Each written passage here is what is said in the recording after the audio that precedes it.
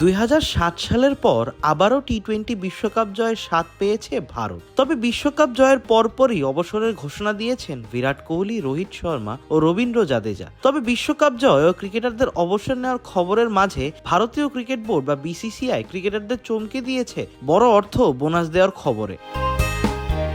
BCCI সচিব জয় শাহ জানিয়েছেন, বিশ্বকাপ জয়ী দলের খেলোয়াড়, কোচ ও সাপোর্ট স্টাফদের মোট 125 কোটি রুপি পুরস্কার দেওয়া হবে। পুরস্কারের অঙ্কে এটি আইসিসি থেকে পাওয়া অর্থের 6 গুণ বেশি।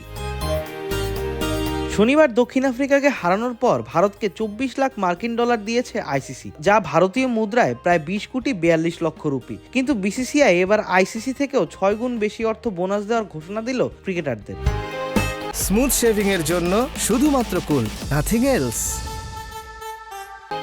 বার্বাডোসে দক্ষিণ আফ্রিকাকে 7 রানে হারিয়ে বিশ্বকাপ জয়ের একদিন পরই জয় শাহ সামাজিক যোগাযোগ মাধ্যম এক্সে বোর্ডের পক্ষ থেকে ঘোষণাটি দেন। সেখানে তিনি লিখেন, আমি আনন্দ চিত্তে 2024 টি-20 বিশ্বকাপ জেতা টিম ইন্ডিয়ার জন্য 125 কোটি রুপি প্রাইজ মানি ঘোষণা করছি। দলটি টুর্নামেন্ট জুড়ে অসাধারণ প্রতিভা, প্রত্যয় ও খেলোয়াড় স্বরূপ মানসিকতা দেখিয়েছে। এই অসাধারণ অর্জনের জন্য দলের সব খেলোয়াড়, কোচিং স্টাফ ও সাপোর্ট স্টাফদের অভিনন্দন জানাচ্ছি।